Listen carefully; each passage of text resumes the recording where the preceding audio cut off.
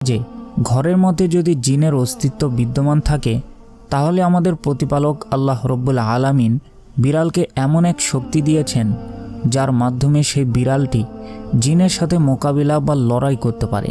আরও ভালোভাবে বলতে গেলে ধরুন আপনার ঘরে একটা পোষা বিড়াল আছে যাকে আপনি খাবার দাবার দিয়ে লালন পালন করেন। তো ধরুন হঠাৎ করে একটা জিন আপনার ঘরে প্রবেশ করলো আপনার কোনো ক্ষতি করার জন্য। সেই সময় সে বিড়ালটা আপনাকে বাঁচানোর জন্য জিনের সাথে লড়াই করবে। যদি কোনো সময় মধ্যরাতে বিড়াল কান্না করে তাহলে বুঝবেন আপনার ঘরে কোনো জিন শয়তান প্রবেশ করছে। তখন আপনি আল্লাহর কাছে প্রার্থনা করবেন এবং আয়াতুল কুরসি পাঠ করবেন। আবার কিছু কিছু বর্ণনায় পাওয়া যায় যে ঘরে বিড়াল থাকে সে ঘরে জিন প্রবেশ করে না। আমাদের আশেপাশের দুঃখ, দুর্দশা এবং ডিপ্রেশন এমন একটি মোহমায়া সৃষ্টি করে যা আমাদের উপর আধিপত্য বিস্তার করার চেষ্টা করে। একটি